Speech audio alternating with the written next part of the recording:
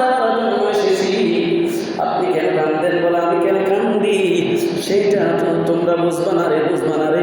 আমার ভাই মারা গিয়েছে, মারা যাওয়ার পরে তাকে যখন কবরের মধ্যে রাখলাম, কবরের মধ্যে রাখতে গিয়ে রাখার পরে বন্ধু বান্ধব সরে গিয়েছে, সবাই যখন বাইরে সরে গেল, কবরে তার কবরের মধ্যে দেওয়ার পরে বিসমিল্লাহি ওয়া আলা মিল্লাতি রাসূলিল্লাহ বলে দেওয়ার সাথে সাথে আমার বাড়ি কি অবস্থায় রয়েছে সেইটা আমি দেখতে পাচ্ছি।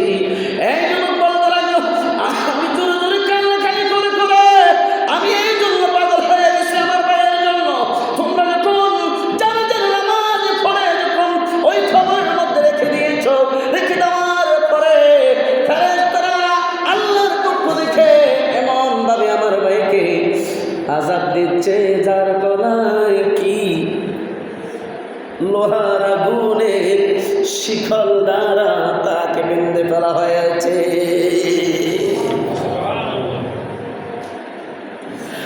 আমার ভাই সিদ্ধাতুল কবরে যে কষ্টের মধ্যে রয়েছে আমি কি সহ্য করতে পারি? আমার ভাই যে কষ্টের মধ্যে রয়েছে, আল্লাহ যেমনি ভাবে তাকে কষ্ট দিচ্ছে, যেমনি ভাবে শাস্তি দিচ্ছে, আমি দেখতে পাইলাম আমার ভাইয়ের গলার মধ্যে লোহার শিকল আগুন দ্বারা কি করা হয়েছে। এই জন্য আমি কাঁদতেছি, সেই জন্য আমি কাঁদতেছি। আমার ভাইয়ের যখন এই সহ্য করতে না পারে আমি যখন তার কবরকে খনন করতে শুরু করে দিয়েছি, খনন করতে করতে উপহারের মাটিগুলি যখন আমি কি পরিষ্কার করে নিলাম, ভিতরে আমার ভাইকে আমি নিজের চক্ষু দিয়ে দেখেছি লোহার আগুনের শিকল দ্বারা তাকে গলার মধ্যে বেরিয়ে দেওয়া হয়েছে, পায়ের মধ্যে বেরিয়ে দেওয়া হয়েছে। সেই জন্য আমি যখন আমার ভাইয়ের কষ্টগুলি বাদ করে নিতে যখন আমি আমার হাত গোলা দিয়ে দিলাম, তখন ওই আগুনের শিকায় আমার হাত পা সবগুলি পুড়ে ছাই হয়ে গেছে। আপনি দেখতে পাচ্ছেন না? আমি কবর খনন কাঁদতে কাঁদতে কবর খনন করে যখন আমি আমার ভাইকে দেখলাম লোহার শিকল দ্বারা বদ্ধ করা হয়েছে, সেই শিকল যখন আমি নিতে চেয়েছি তখন দেখতে পাইলাম আগুনের শিক্ষায় আমার গায়ে হাতের কালো হয়ে গেছে, শিক্ষা পুড়ে গেছে, সেই হাত কালো হয়ে গেছে, দেখতে পাচ্ছেন না? তখন সাহাবীর দল, আল্লাহর বুজুর্গানি দিনদের দল কুরআনুল কারীমের একটা আয়াত পড়ে শুনিয়েছেন, সেটা কি ওয়ালা ইয়াহসাবান্নাল্লাযীনা ইয়াবখুলুনা বিমা আতাহুল্লাহু মিন ফাদলিহি হুয়া খায়রুল লাহুম বাল হুয়া শাররুল লাহুম সায়ুতাওয়াকুনা মা বাখিলু বিহি ইয়াওমাল কিয়ামাহ। এই যুবক, এখন কানলেও তোমার কোনো উপায় নাই। কেন জানি আল্লাহ রব্বুল আলামিন কৃপণতা আপনাকে আপনার ভাইকে দম দিয়েছিল, দৌলত দিয়েছিল। আপনার ভাইকে কত ধরনের সম্পদ দিয়েছে, আপনার ভাইকে সম্পদ দিয়েছেন, আল্লাহ নিজে বলেছেন দম দিয়েছেন, দৌলত দিয়েছেন। সেই দম পেয়ে তুমি কামিয়াব মনে করিও না। আয়াতের ব্যাখ্যায় বলে সেই দম পেয়ে তোমরা কামিয়াব মনে করিও না, কামিয়াব মনে করিও না। সেই সম্পদ তোমার জন্য একদিন আগুনের রশি হবে, শিকল, আগুনের শিকল তোমার গলায় বেড়িয়ে দেওয়া হবে। সুবহানাল্লাহ। সাহাবী বলে, এই যুবক তুমি কি আগে দেখো নাই কোরআন শরীফে এই যুবক বৃদ্ধা বাবার এই সম্পদশালী ব্যক্তিরা রে, তোমরা কি দেখো নাই ওয়ালা ইয়াহসাবান্নাল্লাযীনা ইয়াবখুলুনা বিমা আতাহুমুল্লাহ, এই আয়াত কি দেখো নাই? সম্পদ দিয়েছেন, দম দিয়েছেন, দৌলত দিয়েছেন, কিন্তু তোমার সম্পদ দিয়ে তুমি মনে করিও না তুমি কামিয়াব হয়ে গেছো। তুমি যদি কামিয়াব মনে করো সেইটা ভুল করবা কেন জানো নি? সেই সম্পদ দিয়েছেন আল্লাহ, সেই সম্পদ থেকে তোমাকে একদিন তোমার সম্পদ হবে একটা জাহান্নামের রশি, আগুনের রশি হবে। সেই রশি তোমাদের গলায় পড়াবে। কাদের গলায় পড়াবে? যাদের সম্পদ রয়েছে। এই আয়াতের অর্থে বোঝা যায় যে সম্পদ রয়েছে, দন দিয়েছেন, দৌলত দিয়েছেন, সেই সম্পদের মানা কিছু অংশ দিই নাই, যাকাত প্রদান করে নাই, আমরা কাউকে কি করে নাই, সম্পদ থেকে কিছু ব্যয় করে নাই। সম্পদ থেকে যদি ব্যয় না করলে, যাকাত প্রদান না করলে, গরিব মিসকিনদেরকে যদিও না দাও, এই সম্পদ হবে তোমার জন্য জাহান্নামের শিকলের রশি। সে সম্পদ চিকেন হবে, তাও জাহান্নামের উত্তপ্ত আগুনের লাল হয়ে যাবে। সেই শিকল আগুনে লাল হয়ে যাবে, আগুনে লাল হয়ে যাবে।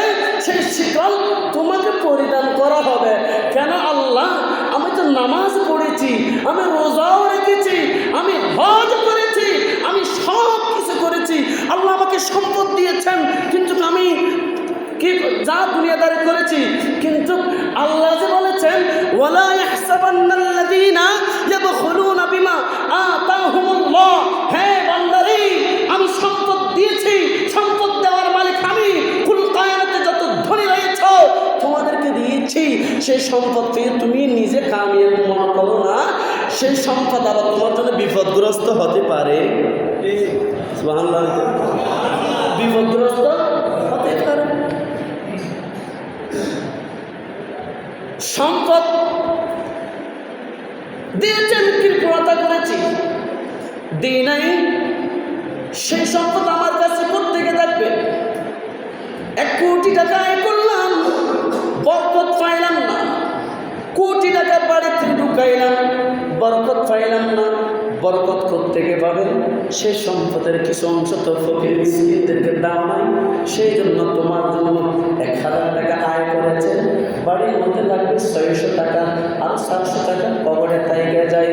কিন্তু আপনি যদি কুরআনুল কারীমের আয়াতকে আমল করতে গেলে কিন্তু আপনাকে কিছু অংশ 1000 টাকা থেকে অন্তত 1 টাকা হলেও ফকির মিসকিনকে দিয়ে দেখেন, তখন আল্লাহর কুরআনুল কারীমায় বলেছেন বান্দা তোমার জন্য ওই ধন দৌলত 1000 টাকা তোমার জন্য কামিয়াব।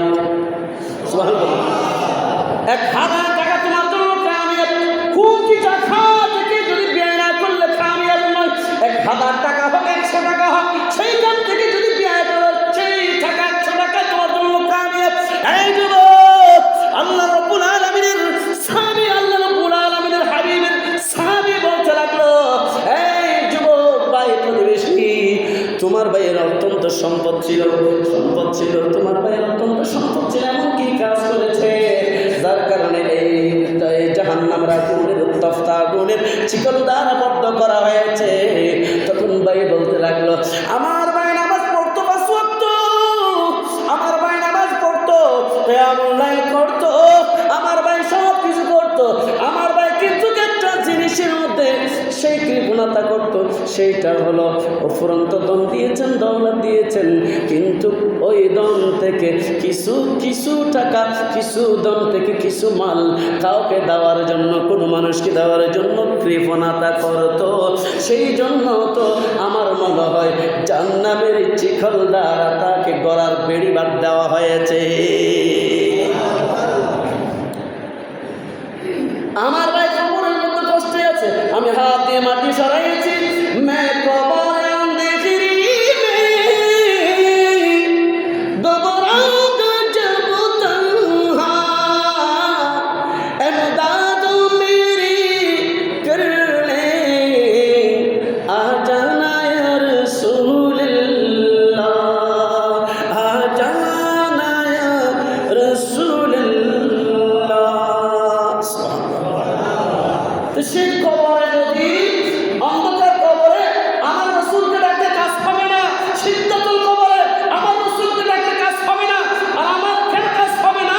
আমার রাসূলের রীতি আইন তুমি মানো নাই কেন?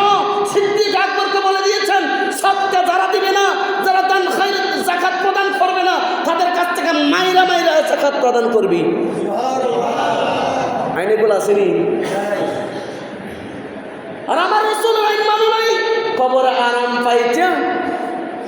আমার রাসূলের সুন্নাত মানে নাই, কবরে আরামের চিন্তা, কবরে জান্নাতুল বাগিচা হবে, সেই চিন্তা ভাবনা একদম মাথা থেকে ফেলে দিতে হবে। কেন?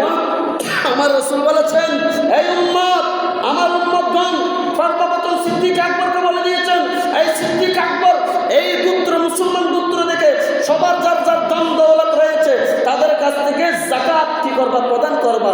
প্রথমে বলে দিবা, কেউ যদি না দিতে চাইলে চিক্কিন হাতে নিবা, চিক্কিন মানে চুরি, হাতে নিয়ে, লাঠি হাতে নিয়ে তার কাছ থেকে জবরদস্তি কি করবা?